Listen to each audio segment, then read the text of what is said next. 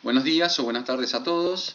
Bueno, esta propuesta o este trabajo se denomina el primer curso de programación en ingeniería o aprendizaje centrado en el alumno gestionado a través de una plataforma e-learning y corresponde a la cátedra de fundamentos de programación de las carreras de bioingeniería y licenciatura en bioinformática que se cursan en la Facultad de Ingeniería de la UNER y en particular este trabajo, bueno, obviamente en el contexto de la pandemia que ocurrió en 2020. Bueno, como les dije, primer año de estudios en el segundo cuatrimestre de las carreras de bioingeniería y licenciatura en bioinformática. La cohorte actual que tenemos para este año 2020 es de 120 alumnos, un número bastante similar que se reitera año tras año. La cátedra utiliza desde hace varios años la plataforma Moodle con el aula virtual asignada por la institución, por lo tanto tenemos cierta experiencia en su uso, pero el aula virtual solo ha tenido hasta 2019 fines de comunicación, ya sea para fechas, eventos, calificaciones, cambios de horarios o por algún feriado, estamos algún cambio de clase o recuperatorio. Y obviamente repositorio de material adicional, donde ponemos guías que elaboramos desde la cátedra, tutoriales, material seleccionado, ejercicios resueltos de otros años o las presentaciones de los slides de teoría.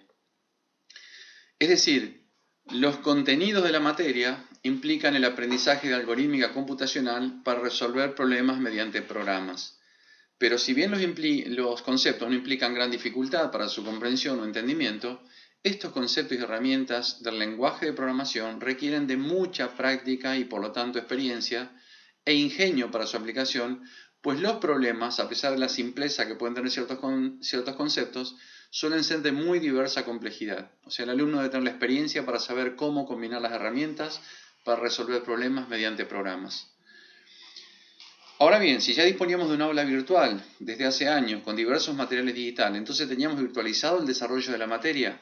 La realidad es que no. Como dijimos antes, si bien la institución nos proveía a través de la plataforma de e-learning Moodle un aula virtual disponible, era un absoluto complemento y manteníamos la presencialidad como, obviamente, el sistema tradicional de enseñanza que tenemos desde hace décadas.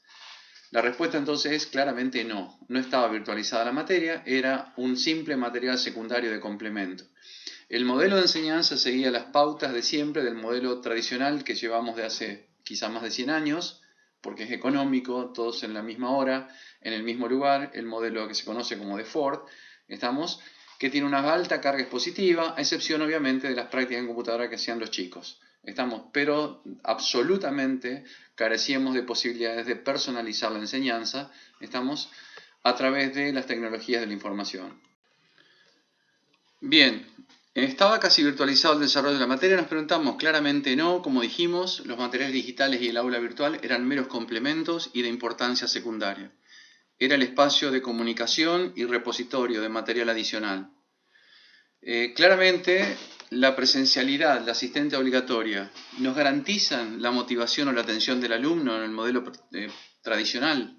Claramente que no. ¿Qué cambió con la pandemia? La pandemia, que el aula virtual pasa a ser el escenario para poder gestionar el aprendizaje. Y es el estudiante quien realiza esa gestión de acuerdo a necesidades y preferencias. Sin horarios preestablecidos, sin tiempo para usar o revisar materiales, con alternativas para abordar contenidos o repetir ciertas actividades.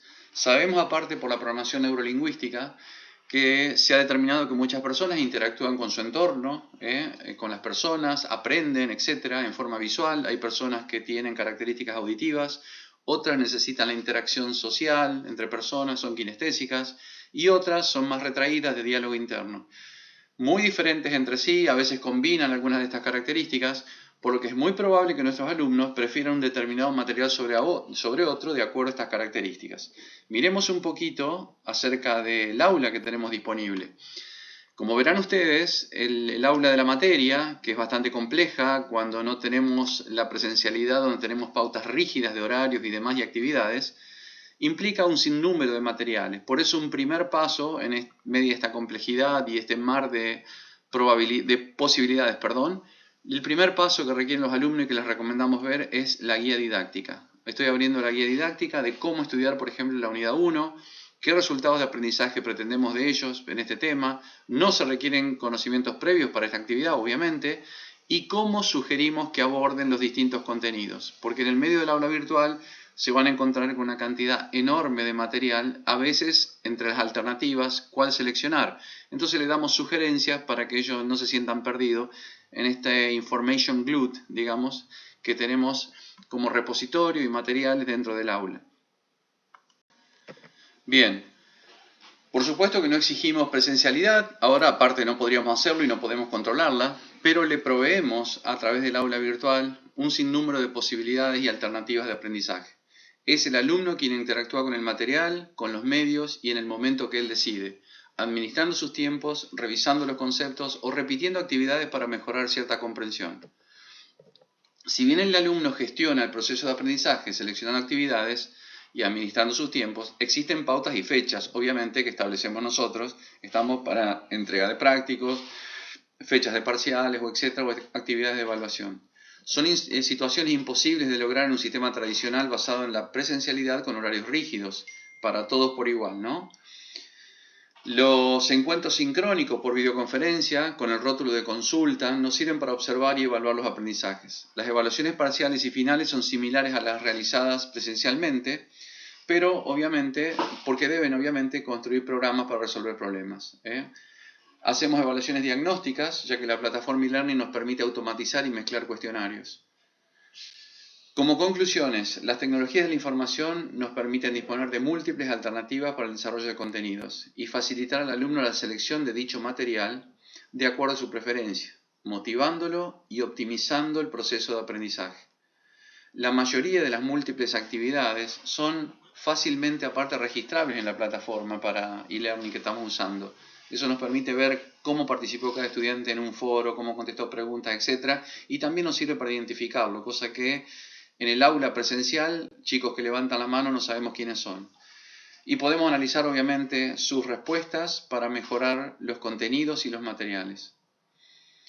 En la cohorte 2020 de Fundamentos de Programación que están cursando ahora en este momento, obviamente, en este segundo cuatrimestre, carecemos de datos cuantitativos para evaluar los resultados, pero claramente en una mirada cualitativa se ve las ventajas del aprendizaje centrado en el estudiante.